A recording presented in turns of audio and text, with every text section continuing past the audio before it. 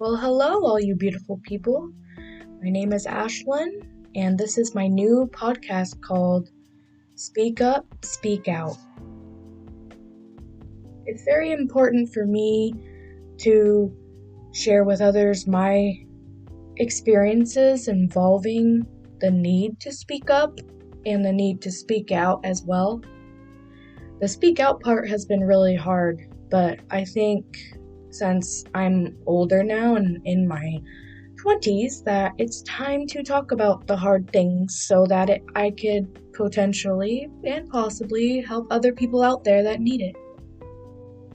I understand that speaking up is very hard for some people, especially if you're a young child. That was me. I was once a young child who was very afraid to speak up until I learned when I was an adult that it is very important and it should have been done a long time ago. This just allows me to want to help younger women, and I'd say younger generation too, but mainly younger women, to be able to use their voice to speak their mind on how they're feeling, or if something is wrong, they deserve to be able to speak out without fear of someone hurting them or embarrassment or someone not believing them. Because I was once that young child, that young little girl who was too afraid to speak up about what was happening in my life when I was young, because I did not want to get hurt in any way, shape, or form. I did not want to hurt other people, and I just wanted to make everyone around me happy. I was a huge people pleaser. Huge. And it's been fairly recent that I decided that I need to please myself as well. Like, I need to do stuff for myself, not just for other people. That's been a new mindset for me, and to me, I'm starting to get used to it, but I can see why people would consider it to be kind of selfish, especially because I was such a people pleaser for basically all my life until recently, like the few months. I've only been doing what I want to do and pleasing myself for a few months, which is kind of sad because, I've been my whole life trying to make others happy, and I've just been putting my happiness and feelings and thoughts on the back burner, and I decided, you know what? Nah, I'm gonna speak up, and I'm gonna do my part in for myself, for others, let them know that if someone or anyone truly loves you, that you can be yourself in this life, because you only have one life to live. And let me just be one of the first to tell you that when you're about 5 years old and you feel like you can't speak up about certain things with fear of getting hit or choked or thrown or physically abused in any way, that's some tough shit. Like, no child, especially that young, should have to go through that constantly. It's like a constant anxiety. You are scared to say how you're feeling or what you want to do. You're scared to talk at all because you don't want to upset the person that's doing the abusing part. 5 freaking years old, and I was scared of my own father.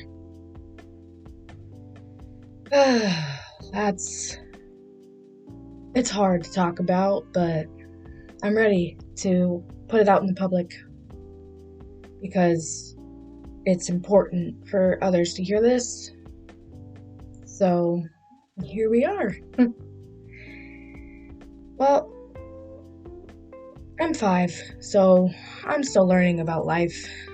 I'm a little girl, and I'm trusting who's raising me because that's my father. But I'm also feeling a little bit anxious, scratch that, a lot of bit anxious, over half the time because when I say certain things or have a certain face, my father will get really mad with me and either be verbal or physical with me. That's hard, especially when you're that young. And I felt I couldn't say anything, ever, even when I was 6, even when I was 7. This goes on until 14. That many years of not speaking up, not holding my hand up to my dad, or not raising my voice to my dad, not even speaking at all, just letting the abuse happen. Because I love him. I loved him because, he's my dad. And I figure, okay, this is normal to get yelled at. Like, I need to get my shit together because I must be doing everything wrong. But it would be the smallest little things that set him off, I swear. Like, we played a lot of sports growing up. I say we because I have a twin sister. I'm used to talking like that, but yeah, my sister and I, we grew up playing sports. My dad was always coach, so he was a sports maniac. He always had us in sports. We were not allowed to not play a sport. That's what we had to do. But anyway, if we were not running fast enough, or if I took a shot and I didn't make it in the hoop, anything like that, he would act all nice about it in public around others, but behind closed doors, man, he would really give it to us. Bad too. He would sit there and be verbal with the abuse, calling us really bad names and screaming in our faces to basically try to get us to do better next time. And there's research to prove this too, I know that if someone is screaming in your face and yelling at you all the time, thinking that's going to help you do better in life or do better at things, that only makes you freeze up and it makes you scatterbrained. It does not help at all whatsoever in doing quote unquote right the next time, or doing something quote unquote better the next time. No, that's only going to instill fear in that person and make it seem like they can't talk at all. And that's what my dad did to me. I felt, okay, he's yelling at me again, just don't say anything, just nod your head and try to do your best next time. But literally, you overthink your every move at that point. You overthink a lot of things.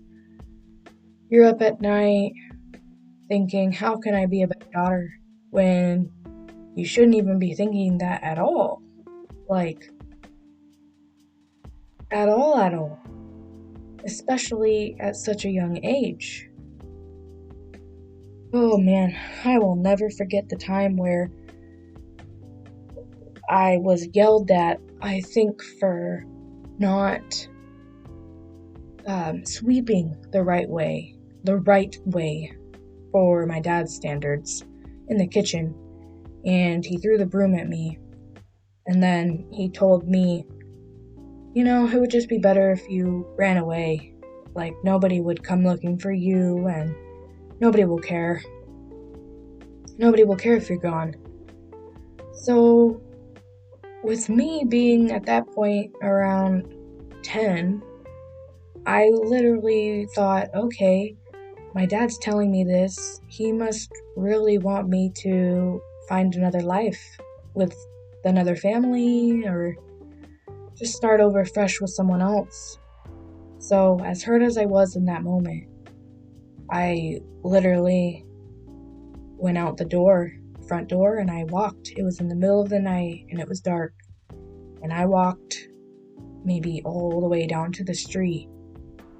The next thing I know, I hear pounding feet running towards me, big steps. And my dad is charging at me with an angry ass look on his face. And he's running towards me, not saying anything, but looks really upset. And you can also tell in his body language, the way that he's running at me, that he was very upset.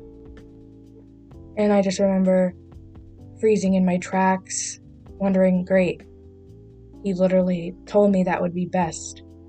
And here he is, coming to hurt me again, like for something he suggested.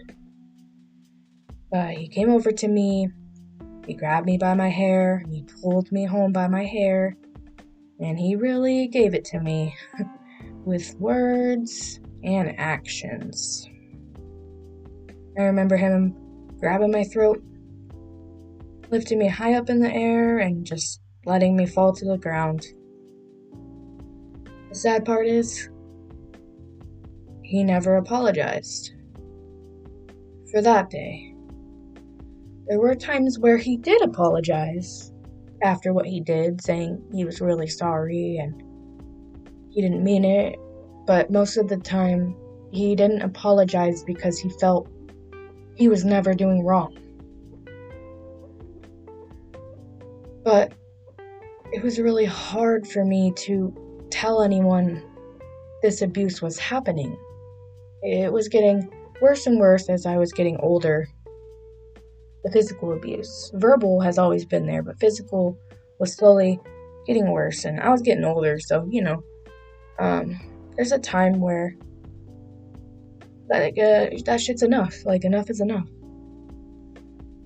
And I couldn't tell anyone, not even my mom, because we were so scared that our dad was gonna hurt us seriously bad to where we might be put in the hospital or even be dead. No child should ever think like that. Like, at all. At all. No. You should be able to speak up and, what you're feeling, and let your own freaking dad know, I don't like being treated like this. But no, we couldn't do that. And I'm really, really, really hoping that this podcast helps, especially the younger generation, with speaking up when they know that something feels off or that something isn't right. Even if you really, really, really love that person and you're close to them, something's not right, you need to speak up in that moment. Because it can only get worse. And it did. It did. My teens were very, very, very hard for me. Very hard. I think my dad noticed about age 13 that I was, getting my boobs bigger. Boobs were coming in. My butt was getting bigger. My body was in great shape because of sports. So, I had a rockin' body. I will just straight up say that. And he knew that. He started to be kind of creepy and weird. My brain, I'm like, oh, this is a new game that we're playing. Okay. I guess I kind of like this better than being hit over and over again by my dad with his hand or a belt, a broom, or a spatula. Okay, I can handle this. This won't give me as much anxiety as being hit or constantly yelled at. I can do this. That mindset at that age is very scary. My dad would start to walk in the bathroom when I was taking a shower and just have his phone on him record, record, record. And I would just laugh because I thought he was being super funny, and he was sitting there laughing and smiling, and I didn't even think, oh dang, he's being a psychopath. I just figure, oh, we're bonding right now. We're bonding right now. That's what we're doing. Like, I should have told someone sooner that was happening and should have asked questions. But to me, I'm like, no, I like when my dad is like this. I like when he's laughing and smiling with me. But then it got to him trying to take off my towel when I got out of the shower. And I was like, weird. Is he trying to pants me in a way? Like, is this a thing? I let it go. Like, you know what? Let him have his moment. He's just being funny. Like, he's just being funny. And that was very sadly okay with me. And then we got to him sneaking into my room several nights to sit there and watch me sleep. Now that's when I'm like, what in the world is going on here? Is this supposed to be happening right now? Why is he watching me? Like, what did I do wrong? Did I do something wrong? Should I fake sleeping and act like he's not there, or should I speak up to him and say something? I chose the wrong one. Chose the wrong option. I always faked sleeping, pretended like he wasn't even there, just because I feared his response if I were to say something or ask him a question. And I figure he's watching me sleep, like whatever. And that was wrong. That got him closer to me, and it led to worse after that. But the pounding in my heart told me, this is off. This isn't right. I need to tell someone. I need to tell my mom. Like, I need to tell her what's going on.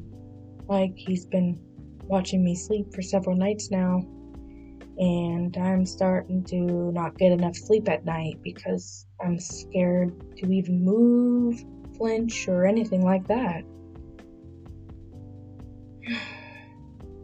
And then, one night, it got to a point where he held me down before I went to sleep, and he had help from my stepmom to hold me down, which I thought, okay, what the heck's going on? Okay, you guys are being silly. You guys are being funny.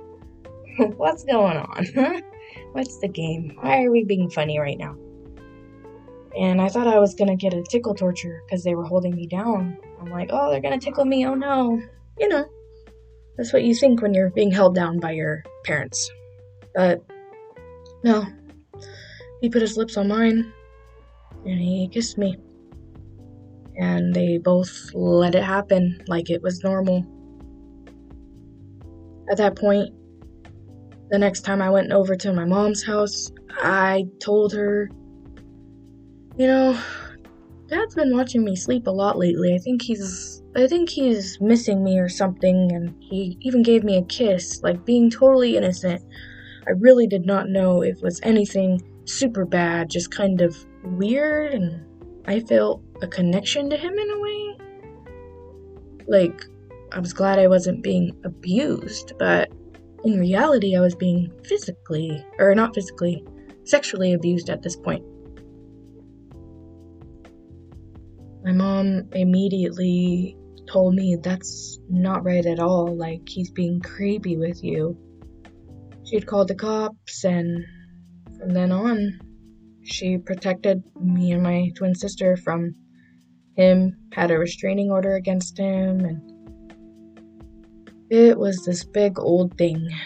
He tried to get us back several times, and it was pretty scary. We had to stay in a hotel because we were all scared that he would try to take us away. And then court date came because he was not going to admit to everyone that he did anything to us.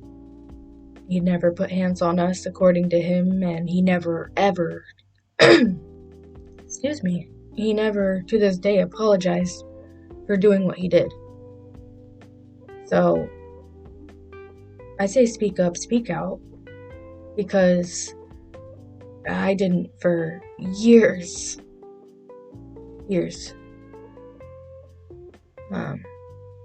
About 10 years, maybe more, of letting him do what he wanted to do to me, with me, because he was my dad, and I thought, he's in charge. He's in charge, and that's just the way life works. Yeah, well, at that court date, no, I spoke up. It was late, but I spoke up. I got up there, I showed my self-harming cuts to the whole courtroom, and I basically said, my dad is a monster. He, from when I was very young, had abused me, verbally and physically, and then it led, as I got older, to sexual abuse, and he would sexually abuse me. And I told that courtroom I never said a thing because he's my dad, and I figured that was the norm, and I didn't want to lose him. And I got super emotional, of course, but I was really glad I did eventually speak up. And I told him off, basically, in that courtroom with witnesses, because there were actually witnesses, and that really helped me a lot.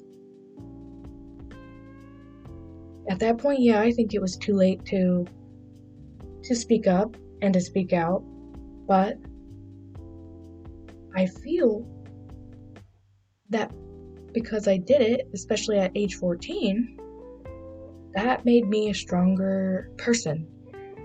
After that court date, I felt super strong. In my heart and in my head, I just felt, dang, I can take anything on. I just stood up to my dad.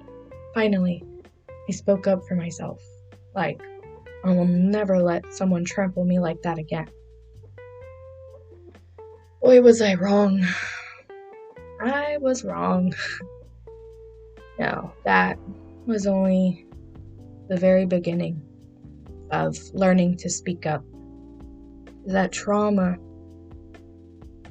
didn't help me at all when it came to being abused by others. I wish it did, but no, I went through more experiences to tell. Well, that concludes this episode for this podcast, but stay tuned for next week when another episode comes out and I share another experience like this. Well, thank you for listening, and I hope you enjoy the rest of your day or night, whatever it is for you. You guys are awesome, and I appreciate each and every one of you if you made it to the end of this. Thank you so much.